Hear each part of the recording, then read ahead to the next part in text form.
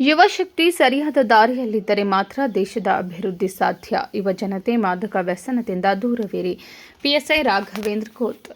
ಯುವ ಜನತೆಯೇ ದೇಶದ ನಿಜವಾದ ಸಂಪತ್ತು ಮತ್ತು ಬೆನ್ನೆಲುಬು. ಯುವ ಶಕ್ತಿ ಸರಿಯಾದ ದಾರಿಯಲ್ಲಿದ್ದರೆ ಮಾತ್ರ ದೇಶದ ಅಭಿವೃದ್ಧಿ ಸಾಧ್ಯ.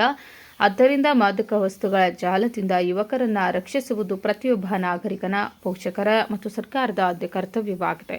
ನಾವೆಲ್ಲರೂ ಒಗ್ಗೂಡಿ ಜಾಗೃತಿ ಮೂಡಿಸುವ ಮೂಲಕ ಮಾದಕ ಮುಕ್ತ ಸಮಾಜವನ್ನು ನಿರ್ಮಿಸಬೇಕಾಗಿದೆ ಎಂದು ಕಾಗವಾಡ ಪಿಎಸ್ಐ ರಾಘವೇಂದ್ರ ಕೋತ್ ಹೇಳಿದರು. ಅವರು ಪಟ್ಟಣದ ಶಿವಾನಂದ ಮಹಾವಿದ್ಯಾಲಯದಲ್ಲಿ ಕಾಗವಾಡ ಪೊಲೀಸ್ ಠಾಣೆಯ ವತಿಯಿಂದ ವಿದ್ಯಾರ್ಥಿಗಳಿಗೆ ಮಾದಕ ವಸ್ತುಗಳ ಕುರಿತು ಜಾಗೃತಿ ಕಾರ್ಯಕ್ರಮದಲ್ಲಿ ಮಾತನಾಡಿ, ಮಾದಕ ವಸ್ತುಗಳು ವ್ಯಕ್ತಿಯ ದೈಹಿಕ ಮತ್ತು ಮಾನಸಿಕ ಆರೋಗ್ಯದ ಮೇಲೆ ತೀವ್ರವಾದ ದುಷ್ಪರಿಣಾಮ ಬೀರುವ ವಸ್ತುಗಳಾಗಿವೆ. ಇಂದು ಹದಿಹರಿಯದವರು ಮತ್ತು ಕಾಲೇಜು ವಿದ್ಯಾರ್ಥಿಗಳು ಇವುಗಳ ಜಾಲಕ್ಕೆ ಸುಲಭವಾಗಿ ಸಿಲುಕಿಕೊಳ್ಳುತ್ತಿದ್ದಾರೆ. ಇದು ಕೇವಲ ಒಂದು ವ್ಯಕ್ತಿಯ ಸಮಸ್ಯೆ ಆಗಿರದೆ ಇಡೀ ದೇಶದ ಯುವ ಶಕ್ತಿಯನ್ನು ದುರ್ಬಲಗೊಳಿಸುತ್ತಿರುವ ಪಿಡುಗಾಗಿದೆ. ಇದರಿಂದ ಆರೋಗ್ಯದ ಮೇಲೆ ತೀವ್ರ ಸಮಸ್ಯೆಗಳನ್ನು ಎದುರಿಸಬೇಕಾಗುತ್ತದೆ. ನೀವು ದೂರ ಇದ್ದು ನಿಮ್ಮ ಮನೆಯಲ್ಲಿ ಇರುವವರಾಗಲಿ ಅಥವಾ ಸ್ನೇಹಿತರಾಗಲಿ ವ್ಯಸನಕ್ಕೆ ಒಳಗಾಗಿದ್ದರೆ ಅವರನ್ನು ಹೊರತರುವ ಕೆಲಸ ಮಾಡಬೇಕು. ಅವಶ್ಯಕತೆ ಇದ್ದಷ್ಟು ಮಾತ್ರ ಮೊಬೈಲ್ ಬಳಕೆ ಮಾಡಬೇಕು. ಸೈಬರ್ ಅಪರಾಧಿಗಳ ಬಗ್ಗೆ ಎಚ್ಚರಿಕೆಯಿಂದ ಇರಬೇಕು ಎಂದು ಹೇಳಿದರು. ಇವತ್ತು ನಾವು ಏನಾರ ಗಾಂಜಾ ಕನ್ಸಂಪ್ಷನ್ ಮಾಡಿದ್ರೆ ಮಿನಿಮಮ್ 5 to 10 days ಅವನ ಬಾಡಿಯಲ್ಲಿ ಗಾಂಜಾ ಇರುತ್ತೆ. ಆ 5 days ಕೂಡ ನಮ್ಗೆ ಪಾಸಿಟಿವ್ ಬರುತ್ತೆ. ಆ ಪಾಸಿಟಿವ್ ಬಂದಾಗ ನಮ್ಗೆ ಕೇಸ್ ಮಾಡ್ಲಿಕ್ಕೆ ಪ್ರೊವಿಷನ್ ಕೊಟ್ಟಿದ್ದಾರೆ. ದಯವಿಟ್ಟು ಯಾರೇ ಕೂಡ ಇವತ್ತು ಮೊನ್ನೆ ಟೆಸ್ಟ್ ನೋಡಿನ ಸರ ಇವತ್ತು ನಾನು ಹಿಡಿದ್ರೆ ನನಗೇನು ಗೊತ್ತಾಗತ್ತೆ ಅಂತಕ್ಕಂಥ ನಿಮ್ಮಲ್ಲಿ ಏನಾದ್ರು ಭಾವನೆ ಇತ್ತಂದ್ರೆ ಬಿಟ್ಬಿಡ್ರಿ. ಅದಕ್ಕೆಲ್ಲ ಇವಾಗ ನಿಮ್ಮ ಫ್ರೆಂಡ್ ನೀವು ಮಾಡ್ತಾರೆ ಅಂತ ಹೇಳಲ್ಲ. PUC ಇದ್ದವರು, ಡಿಗ್ರಿ ಇದ್ದವರು, ಒಂದು ಸ್ವಲ್ಪ ಮಾಸ್ಟರ್ ಡಿಗ್ರಿ ಇದ್ದವರು ಅದ್ರ ಕಡೆ ಒಲವು ಜಾಸ್ತಿ. ಅದಕ್ಕಾಗಿ ದಯವಿಟ್ಟು ಹೇಳ್ತೀವಿ, ಯಾರಾದ್ರೆ ಏನಾಗಲ್ಲ ಬಿಡ್ಲೆ ಟೆಸ್ಟ್ ನೋಡು, ಆಮೇಲೆ ಇದರಿಂದ ಯಾರಿಗೆ ಗೊತ್ತಾಗುತ್ತೆ ಅಂತಕ್ಕಂಥದ್ದು ಭಾವನೆ ಬಿಟ್ಬಿಡ್ರಿ. ನಿಮ್ ಬಾಡಿಯಲ್ಲಿ ಒಂದ್ಸಲ ಏನಾರ ಕನ್ಸಂಪ್ಷನ್ ಮಾಡಿದ್ರೆ ಡ್ರಗ್ಸ್ ಅಂತಕ್ಕಂಥ ವಸ್ತುಗಳ ಮಿನಿಮಮ್ ಒಂದು 5-6 ದಿನ ಅಥವಾ 10 ದಿನ ತನಕ ಇರ್ತಾವ. ಈ ಸ್ಪೋರ್ಟ್ಸ್ ನಡೀತಿರ್ತೈತಲ್ಲ, ಅವಾಗ ಡೋಪಿಂಗ್ ಟೆಸ್ಟ್ ಅಂತ ಮಾಡ್ತಾರೆ, ಕೇಳಿರಿ. ಡೋಪಿಂಗ್ ಟೆಸ್ಟ್ ಅಂತೇಳಿ ಅಥ್ಲೆಟಿಕ್ಸ್, ಈ ಒಲಿಂಪಿಕ್ಸ್ ಗೇಮ್ ಅದು ನಡೀತಿರ್ತಾವಲ್ಲ, ಅಲ್ಲಿ ಡೋಪಿಂಗ್ ಟೆಸ್ಟ್ ಅಂತ ಮಾಡ್ತಾರೆ. ಅದಕ್ಕೆ ಅವ್ರ ಕೋಚ್ ಏನ್ ಮಾಡ್ತಾರೆ ಹೇಳ್ರಿ, ಅವ್ರ ಪ್ಲೇಯರ್ಸ್ನು ಮಿನಿಮಮ್ 10 ದಿನ ಆದ್ರೂ ಅವ್ರ ಅಂಡರಲ್ಲೇ ಇಟ್ಕೊತಾರ. ಅವ್ರಿಗೆ ಏನ್ ಗೊತ್ತಿರತ್ತಲ್ಲ ಆ ಫುಡ್ ಮಾತ್ರ ಅವ್ರಿಗೆ ಕೊಡ್ತಾರೆ ಸ್ಪೋರ್ಟ್ಸ್ ಮನೆಗೆ, ಬೇರೆ ಯಾವ್ದು ಕೊಡಲ್ಲ.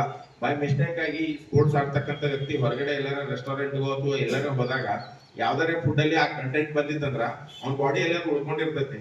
ಆ ಡೋಪಿಂಗ್ ಟೆಸ್ಟ್ ಸ್ಪೋರ್ಟ್ಸ್ ಕಿಂತ ಅವ ಆಡೋಕ್ಕಿಂತ ಮುಂಚೆ ಮೊದಲು ಟೆಸ್ಟ್ ಮಾಡಲ್ಲ. ಆಡಿ ಯಾರು ವಿನ್ ಆಗ್ತಾರ ಗೊತ್ತಾ, ವಿನ್ ಆದವ್ರಿಗೆ ಮಾತ್ರ ಟೆಸ್ಟ್ ಮಾಡ್ತಾರ. ಆ ಟೆಸ್ಟ್ ಮಾಡಿದ ಸಂದರ್ಭದಲ್ಲಿ ಅದೇನಾರ ಪಾಸಿಟಿವ್ ಬಂತಂದ್ರ ಅವ್ನು ಗೆದ್ದದ್ದು ಹೋಯ್ತು. ಗೆದ್ದಾಗ ನಾವು ಫಸ್ಟ್, ಸೆಕೆಂಡ್, ಥರ್ಡ್ ಅಂತೇಳಿ ಪ್ರೈಸ್ ತಗೊಂಡಿರ್ತೀವಿ. ಆಮೇಲೆ ಮಾಧ್ಯಮದ ಮುಖಾಂತರ ಅದು ಹೊರಗಡೆ ಬಂದಾಗ ಸಮಸ್ಯೆ ಹೆಂಗಾಗತ್ತೆ ಹೇಳ್ರಿ. ಅದಕ್ಕೆ ಅವ್ರ ಕೋಚ್ ಯಾರಿದ್ರು ಮಿನಿಮಮ್ ಅವ್ರ 20 days ಅಥವಾ 30 days ಅವ್ರ ಹತ್ರನೇ ಇಟ್ಕೊಂಡ್ಬಿಡ್ತಾರ. ಅವರೇ ಫುಡ್ ಕೊಡೋದು, ಹೊರಗೆ ಯಾವ ಫ್ರೆಂಡ್ಸ್ ಜೊತೆ ಕಳಿಸಲ್ಲ, ಯಾರ ಜೊತೆ ಕಳಿಸಲ್ಲ. ಅದಕ್ಕಾಗಿ ದಯವಿಟ್ಟು ನೀವು ಒಂದು 8-10 ದಿನ ನಿಮ್ ಬಾಡಿಯಲ್ಲಿ ಇರೋದ್ರಿಂದ ನೀವು ಯಾರಿಗೂ ಗೊತ್ತಾಗಲ್ಲ ಬಿಡಿ, ಏನೂ ಗೊತ್ತಾಗಲ್ಲ ಬಿಡಿ ಅಂತಕ್ಕಂಥ ಭಾವನೆ ಇತ್ತಂದ್ರೆ ಅದನ್ನ ದಯವಿಟ್ಟು ಬಿಟ್ಬಿಡ್ರಿ. ಎಲ್ಲರೂ ಕೂಡ ಅದನ್ನ ಅವಾಯ್ಡ್ ಮಾಡ್ಲಿಕ್ಕೆ ಟ್ರೈ ಮಾಡ್ರಿ. ಯಾಕಂದ್ರೆ ಮುಂದೆ ಇವಾಗೇನೋ ಅದು ಚೆನ್ನಾಗಿ ಅನಿಸ್ಬೋದು ಒಂದ್ ಸ್ವಲ್ಪ ಮಟ್ಟಿಗೆ, ಬಟ್ ಮುಂದೆ ನಮ್ಮ ಮೇಲೆ ಬೀರ್ತಕ್ಕಂಥ ಪ್ರಭಾವ ಬಹಳ ಗಂಭೀರವಾಗಿರುತ್ತೆ. ಹೆಲ್ತ್ ಇಶ್ಯೂ ಬಂದ್ರೆ, ಆರೋಗ್ಯದ ಇಶ್ಯೂ ಬಂದ್ರೆ ಒಂದು ಹಾಸ್ಪಿಟಲ್ ಹೋದ್ರೆ ಕಡಿಮೆ ಅಂದ್ರೂ ಎಷ್ಟು ಖರ್ಚು ಆಗತ್ತೆ ಅಂತ ಇಮ್ಯಾಜಿನೇಷನ್ ಮಾಡ್ಕೊಳಕ್ಕಾಗಲ್ಲ. ಅಷ್ಟು ದುಡ್ಡು ವೇಸ್ಟ್ ಆಗತ್ತೆ. ಒಂದೊಂದು ಈಗ ನಾವು ಎಲ್ಲರೂ ಕೂಡ ಮೂವಿ ನೋಡ್ತೀವಲ್ಲ. ಪ್ರಾಚಾರ್ಯ PB ನಂದ್ಯಾಳೆ ಮಾತನಾಡಿ, ಇತ್ತೀಚಿನ ದಿನಗಳಲ್ಲಿ ಯುವ ಜನತೆ ವ್ಯಸನಕ್ಕೆ ದಾಸರಾಗುತ್ತಿದ್ದು ಅದರ ಪರಿಣಾಮ ಹಲವು ಕುಟುಂಬ ಬೀದಿ ಪಾಲಾಗಿದೆ. ಇದಲ್ಲದೆ ದಾಸರಾದವರು ಅದನ್ನು ವ್ಯಸನ ಪಡೆಯಲು ಹಣಕ್ಕಾಗಿ ಕಳ್ಳತನ, ಸುಲಿಗೆ ಮತ್ತು ಇತರೆ ಅಪರಾಧ ಕೃತ್ಯಗಳಲ್ಲಿ ತೊಡಗಿಕೊಳ್ಳುತ್ತಾರೆ. ಇದು ಅವರ ಜೀವನವನ್ನೇ ಹಾಳು ಮಾಡಿಬಿಡುತ್ತದೆ. ಇದರಿಂದ ದೂರವಿದ್ದು ಉತ್ತಮ ಜೀವನ ನಡೆಸಬೇಕು. ಸರ್ಕಾರ ಮಾದಕ ವಸ್ತುಗಳ ಬಗ್ಗೆ ಹಲವು ಜಾಗೃತಿ ಕಾರ್ಯಕ್ರಮಗಳನ್ನು ಮಾಡುತ್ತಿದ್ದು ಅದನ್ನು ತಿಳಿದುಕೊಳ್ಳಬೇಕು ಎಂದು ಹೇಳಿದರು. ಈಗ ಒಂದು ಅಂದಾಜಿನಂತೆ ಡ್ರಗ್ ಅಡಿಕ್ಟ್ ಆಗಿರ್ತಕ್ಕಂಥವರ ಸಂಖ್ಯಾ ಪ್ರಮಾಣವನ್ನು ನಾವು ನೋಡಿದರೆ ಅದರಲ್ಲಿ 15ರಿಂದ 50 ವರ್ಷದ ಒಳಗಿನ ಜನರ ಸಂಖ್ಯಾ ಪ್ರಮಾಣ ಹೆಚ್ಚಿಗಿದೆ. ಅಂದರೆ ನಿಮ್ಮ ವಯಸ್ಸಿನಿಂದ ಹಿಡ್ಕೊಂಡು 50 ವಯಸ್ಸಿನವರೆಗೆ ಸರಾಸರಿ ಈ ವಯಸ್ಸಿನವರ ಸಂಖ್ಯಾ ಪ್ರಮಾಣನೇ ಹೆಚ್ಚಿಗಿದೆ.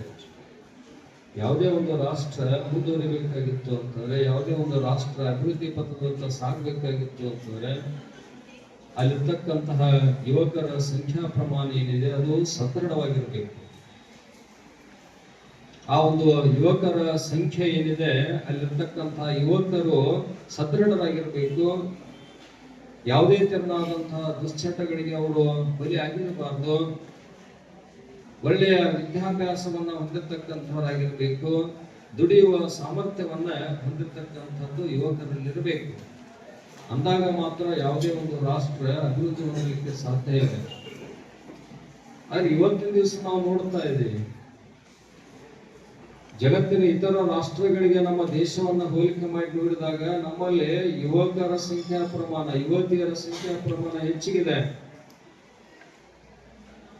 ಆದ್ರೆ ಅವರು ಇತ್ತೀಚೆಗೆ ದುಶ್ಚಟಗಳಿಗೆ ಒಳಗಾಗ್ತಾ ಇದ್ದಾರೆ, ಡ್ರಗ್ ಸೇವನೆಗೆ ಒಳಗಾಗ್ತಾ ಇದ್ದಾರೆ, ಆಲ್ಕೋಹಾಲ್ ಸೇವನೆಯನ್ನ ಮಾಡ್ತಾ ಇರುವಂತದ್ದನ್ನ ನಾವು ನೋಡ್ತಾ ಇರ್ತೇವೆ.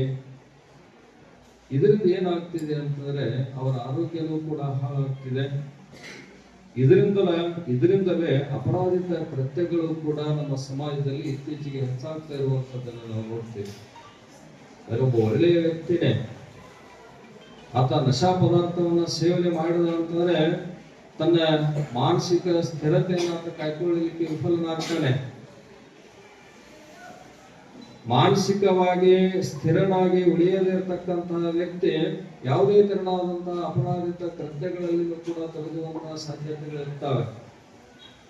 ನಮ್ಮ ಗ್ರಾಮೀಣ ಪ್ರದೇಶಗಳಲ್ಲಿ ಅಲ್ಲಿ ಕಾಸ್ಟ್ಲಿ ಎಂದೆನಿಸಬಹುದಾಗಿರ್ತಕ್ಕಂತಹ ಡ್ರಗ್ಸ್ಗಳು ಸಿಗೋದಿಲ್ಲ.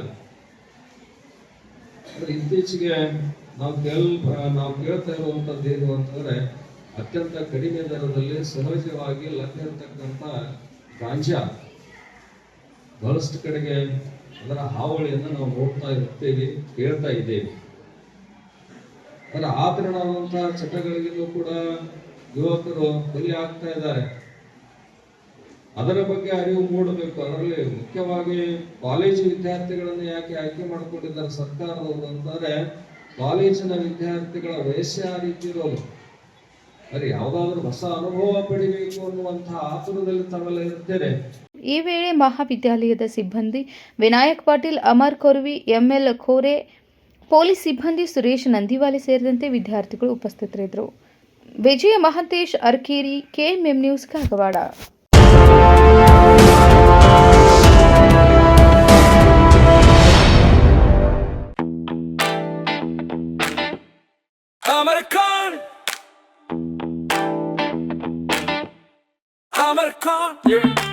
अमरकॉन कलेक्शन में आओ, नई वैरायटी यहाँ पाओ, सबके लिए कपड़े हैं खास, अमरकॉन में खुशियाँ हैं पास, अमरकॉन। अमरकॉन कलेक्शन, खड़े बाजार, बेलगाम।